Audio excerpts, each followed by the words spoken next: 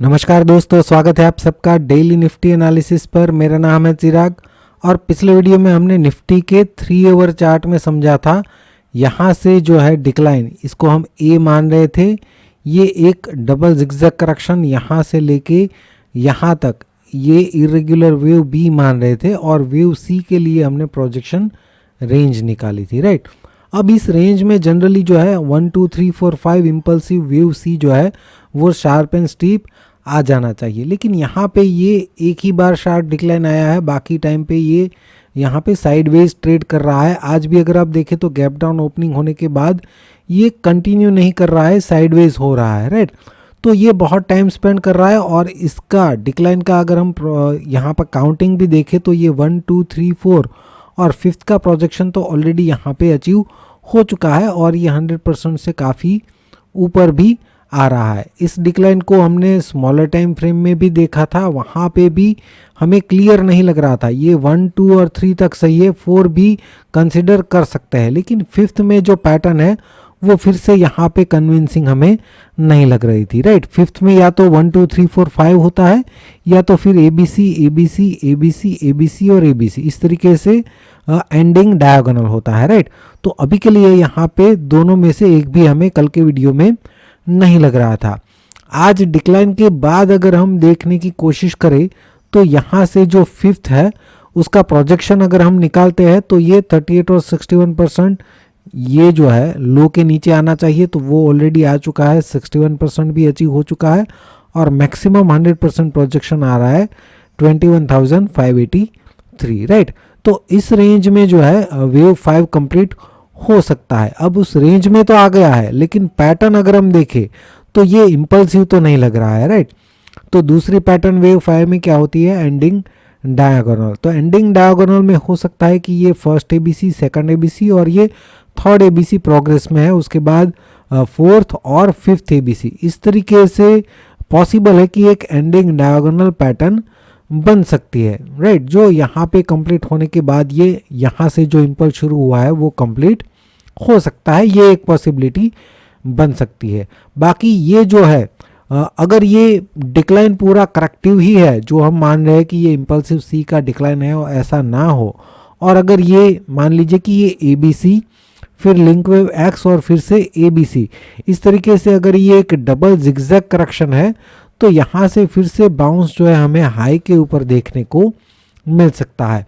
Confirmation कैसे मिलेगा, अगर 38% के ऊपर सस्टेन करता है, इस यहाँ पे एक बार शार्पली इसके ऊपर आ जाए और अगर सस्टेन करता है तो फिर करेक्टिव डिक्लाइन में हम बाय का प्लान कर सकते हैं, जो इसके ऊपर भी जा सकता है। स्टेप बाय स्टेप करेंगे। पहले तो इम्पल्सिव बाउंस के बाद इसका 100 to 123% कंसिडर करेंगे और उसके बाद 23 और 38% का यूज़ करके हम उसको ट्रेल कर सकते हैं, राइट। तो इस तरीके से हम मूव को कैप्चर कर सकते हैं। अभी के लिए तो ये रेजिस्टेंस रेंज है और 21,919 के ऊपर अगर सस्टेन करता है तो निफ्टी को हम पॉजिटिव मानेंगे। बाकी काउंटिंग के हिसाब से जो भी सिनारियो था यहाँ पे हमने समझने की कोशिश की है। बैंक निफ्टी की बात करें तो बैंक निफ्टी में पिछले वीडियो में हमने वीकली चार्ट में समझा था, यहाँ से जो इम्पल्स है वो 1 2 3 4 और 5 यहाँ पे हम कंप्लीट मान रहे थे और उसके बाद हमने क्या किया था, ये जो डिक्लाइन है उस पर ही डायरेक्टली हम फोकस कर रहे थे कि मिनिमम इस रेंज में डिक्लाइन हम एक्सपेक्ट कर रहे हैं। आज जो है मैंने थोड़ा सा चेंजेस किया है। यहाँ से जो फाइनल इम्पल्स शुरू हुआ है उस इम्पल्स को अगर हम देखें तो वो हमें अभी भी हो सकता है कि ये 3 वे मूव है और 4 के बाद फिफ्थ जो है फिर से एक बार इसके ऊपर जा सकता है और वो कंप्लीट होने के बाद ये फिफ्थ कंप्लीट होगा और फिर ये डिक्लाइन हो सकता है, ये भी एक पॉसिबिलिटी है। तो आज उसको भी हम देख लेते हैं। यहाँ से जो बाउंस है, फाइनल बाउंस जो है उसको हम स्मॉलर टाइम फ्रेम में देख लेते हैं। यहाँ पे अगर हम देखें, कल के वीडियो में हमने सिर्फ यही देखा था, इसको हमने इग्नोर किया था। तो यहाँ पे अगर हम देखें तो फाइनल जो बाउंस शुरू हुआ है यहाँ से एक करेक्शन के बाद, उसमें 1 2 और इसको 3 कंसिडर करें तो 4 जो है ओवरलैप नहीं हुआ है। ये हाई जो है 44,421 का है और ये लो जो है वो 44,429 का है। इसका मतलब इसको इसने ओवरलैप नहीं किया है, तो ये वैलिड है वेव 4 के लिए। और यहाँ से अगर हम 5th का प्रोजेक्शन निकाले तो 61% जो है वो भी हाई के नीचे आ रहा है, मतलब हाई के ऊपर तो ये जाना ही चाहिए। तो इस रेंज में हम एक्सपेक्ट कर सकते हैं कि वेव 5 कंप्लीट हो सकता है। अगर ये वेव 5 एंडिंग डायगोनल है तो उसमें ये first ABC, second ABC, third complete हो चुका है, और हो सकता है कि यहाँ पे फोर्थ भी कंप्लीट हो चुका है, और 5th एबीसी जो है अभी पेंडिंग है, और वो इस रेंज में पूरा होने के बाद फिर यहाँ से हमें एक बड़ा डिक्लाइन देखने को मिल सकता है। तो ये पॉसिबिलिटी हमने कल के वीडियो में मिस कर दी थी, जो आज मैंने यहाँ पे मेंशन कर दी है। अब फिर से ये जो पैटर्न है उसको फिर से हम आज स्मॉलर टाइम फ्रेम में देखेंगे। जो हमने कल समझा था कि अगर ये एक WXY करेक्शन है, अगर यहीं पे टॉप ऑलरेडी बन चुका है तो ये WX और Y है, और डिक्लाइन ऑलरेडी स्टार्ट हो चुका है। ये हमने मिनिमम प्रोजेक्शन रेंज भी देखी थी और ये रेजिस्टेंस रेंज देखी थी। आज जो है यहाँ पे ये छोटे से रेंज में ही ट्रेड किया है, कोई यहाँ पे हमें ज़्यादा मूव देखने को नहीं मिला है। तो अभी भी इसमें कोई चेंजेस नहीं है, ये रेजिस्टेंस रेंज ही है।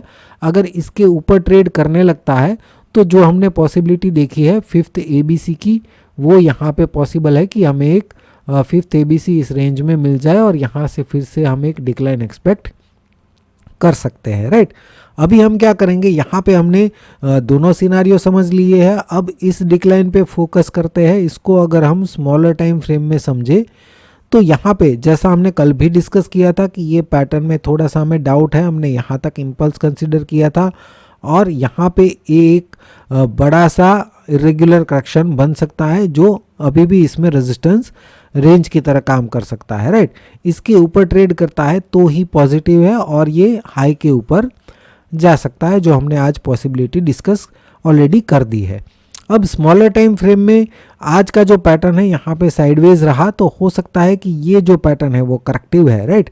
ये शार्प बाउंस अगर इम्पल्स है और इसका ये करेक्शन है, तो यहाँ से अगर बाउंस करता है तो ये 100 to 123% की प्रोजेक्शन रेंज है वेव C और 3 के लिए। अगर ये A और 1 है, ये B और 2 है, तो ये C और 3 की रेंज है। अगर यहाँ से बाउंस करता है तो पॉसिबल है कि इस रेंज में हमें बाउंस देखने को मिल जाए। अगर ये बाउंस कंटिन्यू करता है, इसके ऊपर सस्टेन करता है, तो जैसा हमने बात की थी कि 5th एबीसी के लिए इसके ऊपर जा सकता है। अगर इस रेंज को ब्रेक नहीं कर पाया ऊपर की तरफ और यहाँ से डिक्लाइन करता है, इसका जो रिट्रेसमेंट हम निकालेंगे 23 to 38%, जहाँ पे 38% के नीचे ये फिर से डिक्लाइन कर देता है, तो फिर वहाँ से फिर से हम इसको नेगेटिव मान लेंगे, राइट।